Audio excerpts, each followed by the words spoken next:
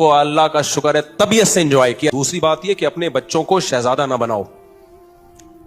میں نے اپنے بچوں کے بارے میں کمیٹی والوں سے کہا ہوا ہے کوئی شرارت کریں کچھ بھی کریں آپ کو پورا پورا حق حاصل ہے ان کو ڈانٹنے کا, تنبیہ کرنے کا. یہ کہہ کے نہیں چھوڑنا کہ مفتی صاحب کے بچے ہیں, کیونکہ یہ پروٹوکول بچوں کو بچپن میں مل گیا تو سمجھو وہ فرعون پیدا بنیں گے. اب وہ انسان کے بچے بولو نہیں بنے. بالکل وہی بیہیویئر ہونا چاہیے جو سب بچوں کے ساتھ. ہم نے اپنے بڑوں کو دیکھا ہے, اپنے استاذوں کو, جامعۃ الرشید کے جو محتمم ہیں اتنے بڑے استاذ ہیں, بچے لائن میں لگے ہوتے ہیں نا کھانے کے لیے, ان کے بچے بھی لائن میں لگے ہوتے ہیں. ایسا کبھی نہیں ہوا کہ ان کا بچہ وہاں سے نکل کے آیا ہو کہ میں چونکہ اتنے بڑے بزرگ کا بچہ ہوں مجھے پہلے کھانا. نا انہوں نے کہا اگر کسی نے ہمارے بچوں کو ایسا پروٹوکول دیا تو میں نہیں چھوڑوں گا اس کو. بالکل جیسے سب بچے ویسے ہی وہ, کیونکہ بچوں کو بچپن میں اگر اضافی عزت ملنا شروع ہو جائے, عزت تو ملنی چاہیے, اضافی ایکسٹرا کچھ ملنا شروع ہو جائے تو وہ بگڑ جاتے ہیں, وہ انسان کے بچے نہیں بنتے. بڑے لوگوں کے بچے اکثر فرعون بنتے ہیں کہ نہیں بنتے؟ آپ نے دیکھا ہوگا مشہور لوگوں کے بچے کام کے نہیں ہوتے اکثر. وجہ اس کی ہے کہ مشہور لوگوں نے بچپن سے ہی ان کو پروٹوکول دلوایا ہوتا ہے کہ میرے بچے ہیں ذرا خیال کرنا.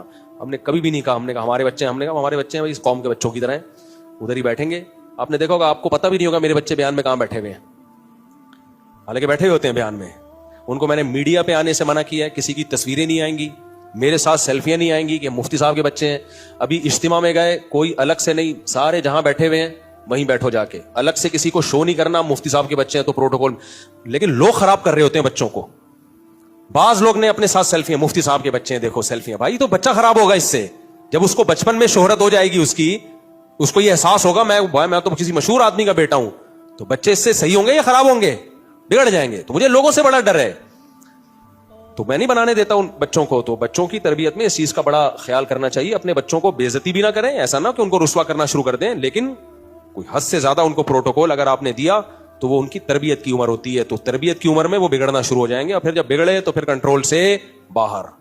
تو اس لیے مفتی صاحب اگر ایک شخص حرام کماتا ہے تو کیا اس کی نماز اور عبادت قبول ہوگی؟ دیکھو نماز فرض ادا ہو جائے گی, فرض ادا ہو جائیں گے اس کے, لیکن یہ کہ اس کو ثواب میں بے برکتی ہوگی. حدیث میں جو آتا ہے نا 40 دن حرام کھانے والے کی نماز قبول نہیں ہوتی, تو قبول نہ ہونے کا مطلب یہی ہے اس کو پورا ثواب نہیں ملتا.